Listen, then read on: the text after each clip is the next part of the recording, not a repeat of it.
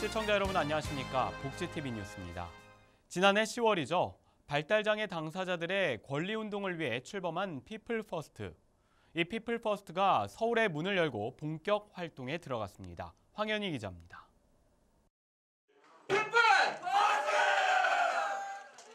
발달장애인 권리운동단체인 피플퍼스트가 서울에 센터를 열고 본격적인 활동을 알렸습니다. 피플퍼스트는 지난해 10월 한국에서 출범한 이래 발달장애 당사자 권리 보장을 위해 참정권 보장운동, 발달장애인 권리보장 촉구대회를 여는 등 다양한 운동을 전개했습니다. 발달장애인도 비장애인들하고 똑같이 지역사회에서 살아갈 수 있도록 많이 노력하는 이런 단체입니다.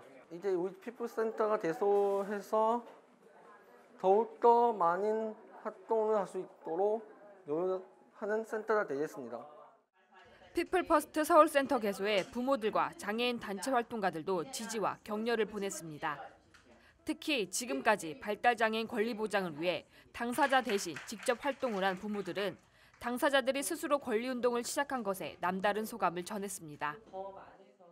우리가 부모들이 만드는 제도와 정책들을 갖고 자립하기보다는 스스로 그렇게 훈련하고 결정하고 친구들과 같이 함께 살면서 지역사회도 우리가 나갈 준비가 되어 있고 또 부모들도 떠나보낼 마음에 가질 준비도 하고 이런 과정들이 필요한 것 같습니다. 그 과정들에 피플퍼스트 서울센터가 중심에 있지 않겠나 이렇게 보고 있습니다. 한편 피플퍼스트 서울센터는 개소 이후 발달장애인 권리 증진 운동과 당사자 자조 모임을 활발히 진행할 예정입니다. 복지TV 뉴스 황현입니다. 경기도가 올해 교통이동약자 편의시설에 228억 원을 투입할 계획이라고 밝혔습니다. 경기도는 장애인 콜택시와 저상버스를 비롯해 크게 4가지 분야를 집중 지원합니다. 정두리 기자입니다.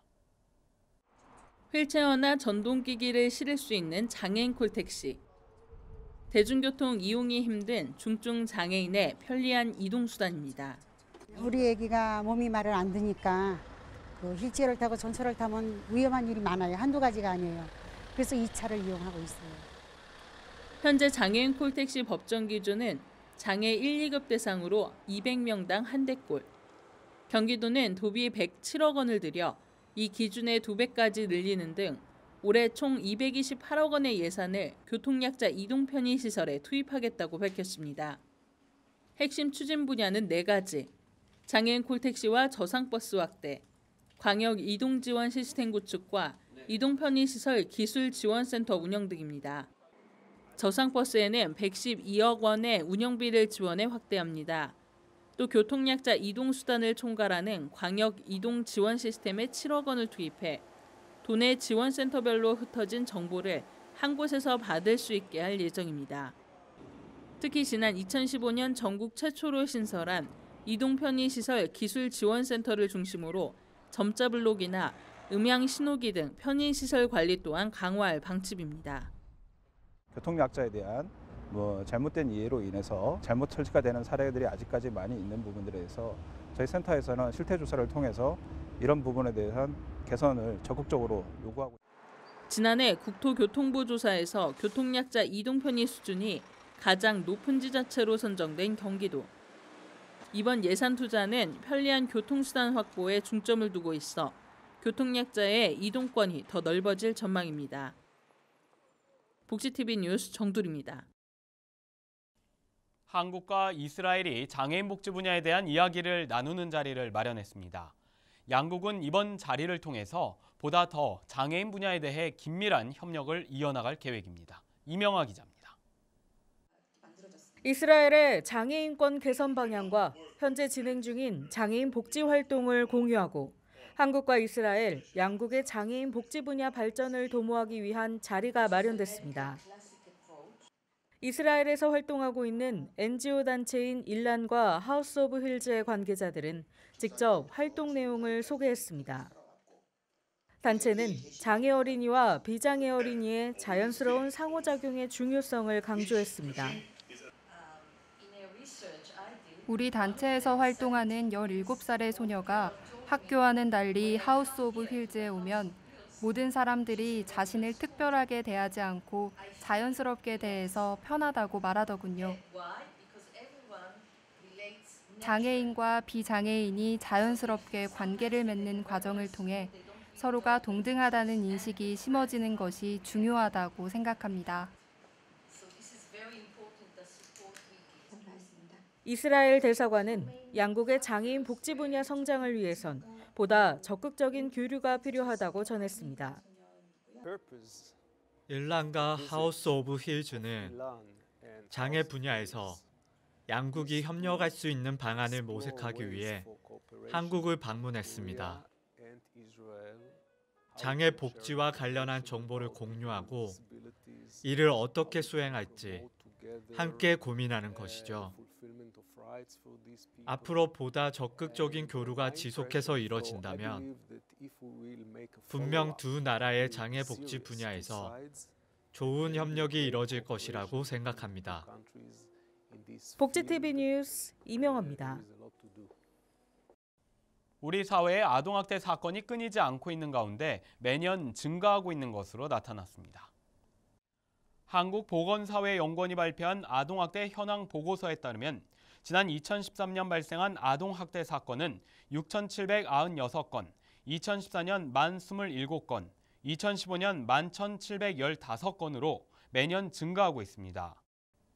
한편 이와 관련해 국가인권위원회는 지난 2월 아동인권전담부서를 확대 개편해 아동에 대한 인권 침해와 차별 행위에 관한 조사와 구제, 인권 상황 점검 등을 진행하고 있다고 밝혔습니다.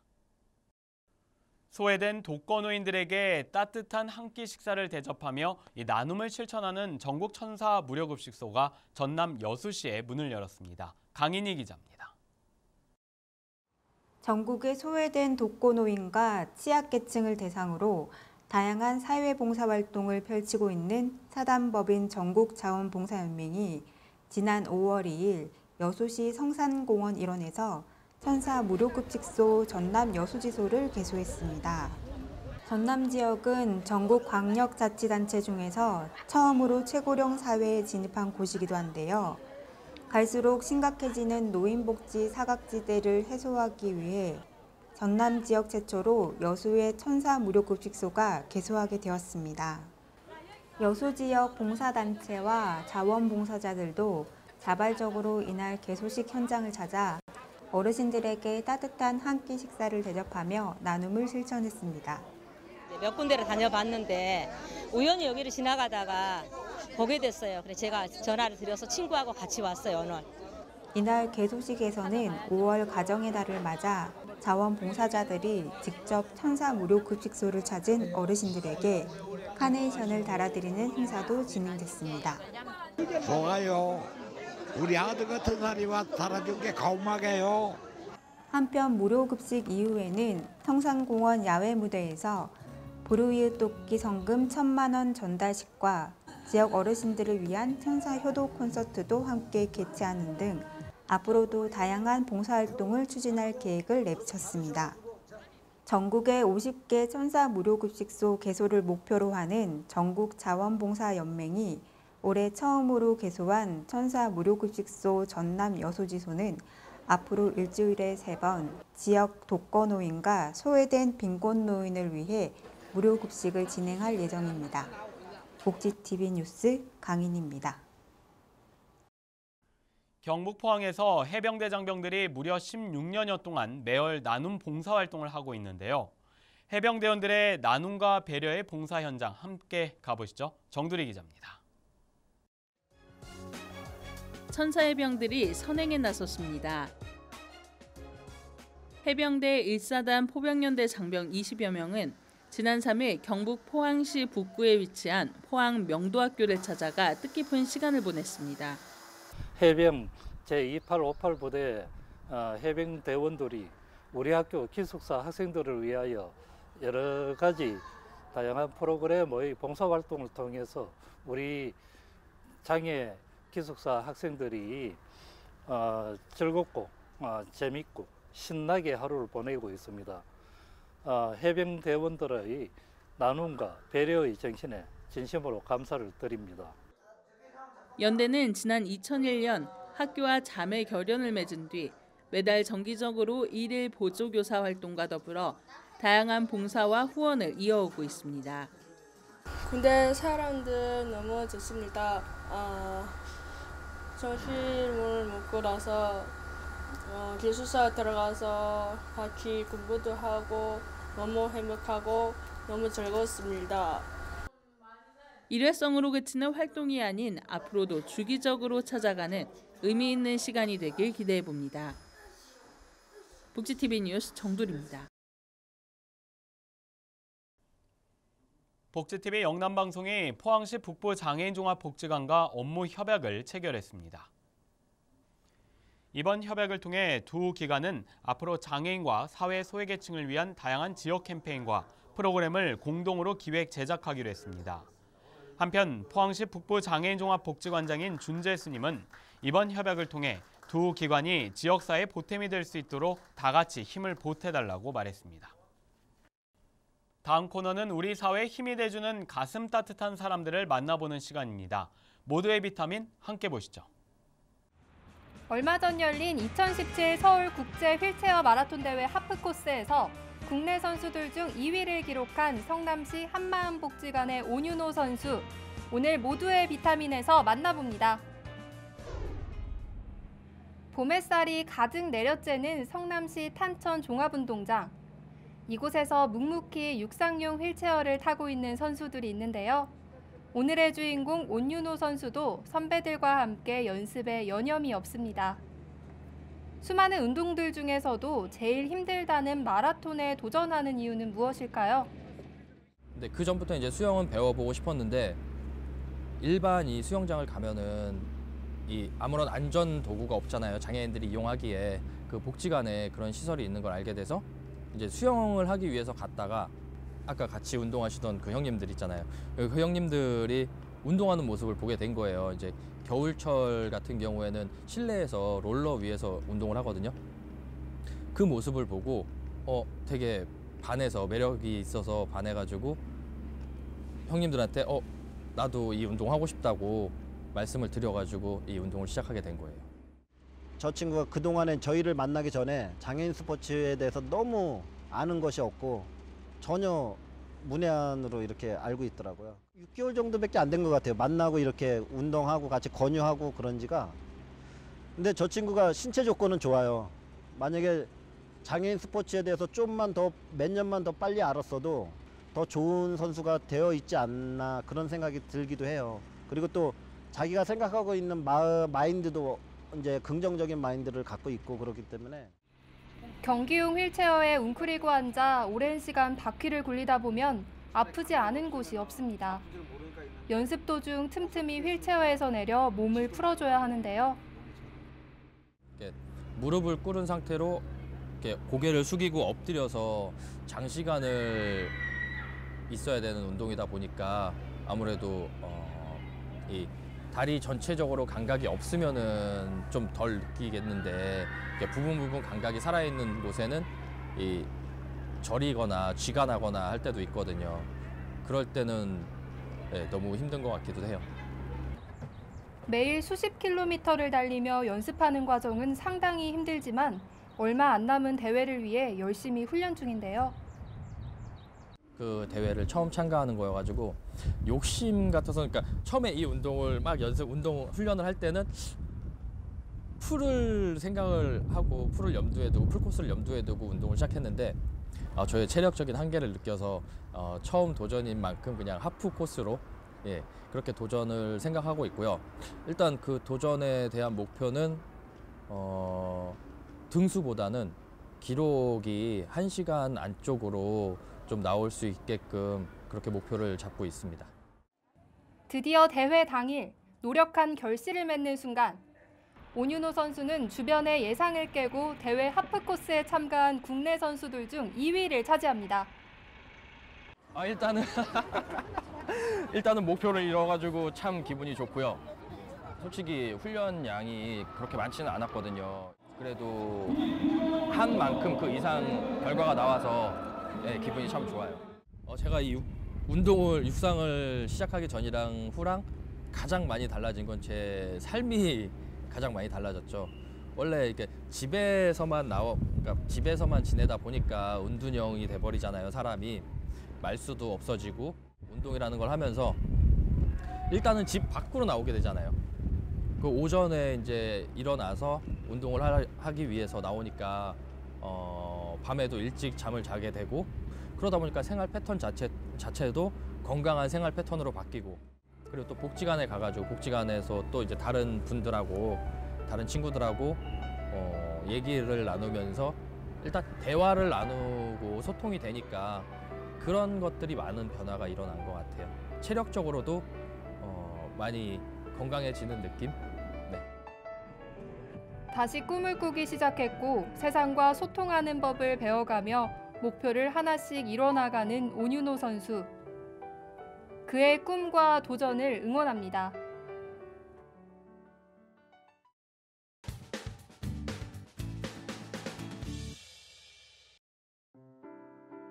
양천 어르신 종합복지관은 교통안전 베테랑 교실을 현대자동차의 지원을 받아 진행했습니다. 교통공원에 방문해 전문 강사의 교육체험 학습을 통해 사고에 올바르게 대처하는 법을 배우면서 바람직한 교통문화를 정착할 수 있도록 어르신들의 교통질서의식을 함양할 수 있는 체험 프로그램입니다. 양천 어르신 종합복지관은 지역사회 내 고령자들의 특성과 위험성을 알리고 교통사고 방지를 위한 보호를 확대할 수 있도록 하며 어르신들이 지역사회 안에서 소통과 통합이 될 수 있도록 진행하고 있습니다. 자세한 사항은 양천 어르신 종합복지관 02-2649-8813으로 문의하면 됩니다. 성남시 장애인 종합복지관은 고정욱 동화작가와 함께하는 나도 했잖아요, 당신도 할 수 있어요 토크쇼를 실시했습니다. 이번 토크쇼는 70명의 장애아동 보호자, 사회복지사, 비장애 학생 등이 참가해 고종욱 동화작가의 들리마 할 수 있어 도서를 매체로 실시했습니다. 작가는 어릴 적 이야기부터 작가가 된 과정까지를 들려주고 무슨 일이든지 포기하지 않고 끝까지 노력하면 세상에 불가능은 없다고 전했습니다. 성남시 장애인 종합복지관은 장애가 더 이상 장애가 아닐 수 있도록 다양한 문화 행사를 진행하고 있습니다. 과천시 장애인복지관은 유망직종으로 떠오르고 있는 파티 플래너에 도전장을 내고 발달장애인의 새로운 일자리 창출을 위해 앞장서고 있습니다. 파티 플래너 양성교육을 통해 기존 단순 노무에서 벗어나 전문 일자리 영역으로 확대하는 데 목적이 있습니다. 6월부터 8월까지 3개월간 발달장애인 파티 플래너 2명에게 일자리를 제공해 전문 파티 플래너로 활동할 수 있는 기회를 제공할 계획입니다. 자세한 사항은 과천시 장애인복지관 02-2185-8026으로 문의하면 됩니다.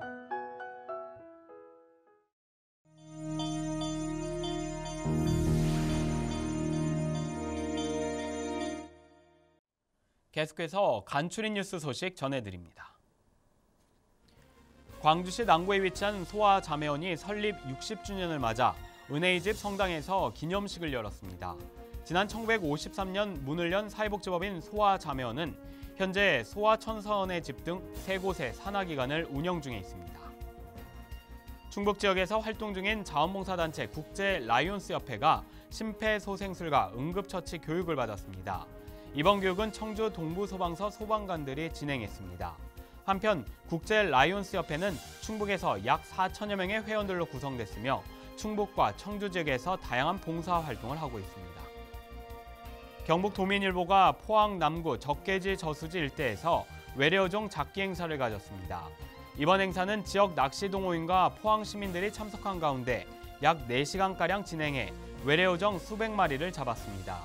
포항시는 앞으로 붕어와 잉어, 메기 등을 방류해 지역 실정에 맞고 서식 밀도가 높은 물고기를 방류할 예정입니다. 이 밖의 소식은 장애인신문과 웰페어 뉴스 홈페이지를 통해 확인하실 수 있습니다. 다음 코너는 발달장애인 진행자가 직접 방송기사를 쉽게 만들고 참여하는 코너입니다. 안호준이 전하는 모두가 알기 쉬운 뉴스 함께 보시죠. 안녕하세요. 모두가 알기 쉬운 소식의 안호준입니다. 시청자 여러분은 2018 평창 동계올림픽과 패럴림픽이 1년도 채 안 남았다는 사실 알고 계신가요? 1년도 안 남은 대회를 위해서 우리나라 국가대표 선수들은 여러 대회에 출전해서 막바지 준비에 한창인데요. 대회가 시작되기 전에 시청자 여러분들도 동계올림픽과 패럴림픽에 대해서 미리 알아두면 좋을 것 같아요. 동계올림픽은 피겨스케이팅의 김연아 선수나 항상 메달을 싹쓸어 오던 쇼트트랙 때문에 어느 정도 알고 계실 텐데요. 동계올림픽이 끝나고 바로 전세계 장애인들의 축제 동계 패럴림픽이 이어서 열린답니다. 내년 3월 9일부터 18일까지 10일간 열리는데요. 평창에서 장애인 크로스컨트리 스키, 장애인 바이애슬론, 장애인 알파인 스키, 장애인 스노우보드 4종목이 열리고요. 강릉에서는 휠체어 컬링과 장애인 아이스하키 2종목이 진행됩니다. 평창에서 진행되는 4종목은 눈밭에서 스키나 스노우보드를 타면서 누가 더 잘 타는지 보는 건데요. 바이애슬론 같은 경우에는 스키와 사격이 결합된 경기입니다. 그래서 스키를 타고 가는 중간에 선수들이 준비된 관역을 향해 총을 쏘는 모습을 볼 수 있답니다. 장애인 스노우보드의 경우에는 이번 대회부터 정식 종목으로 선택된 종목인데요. 스노우보드를 타고 눈으로 뒤덮인 산을 내려오는 경기예요.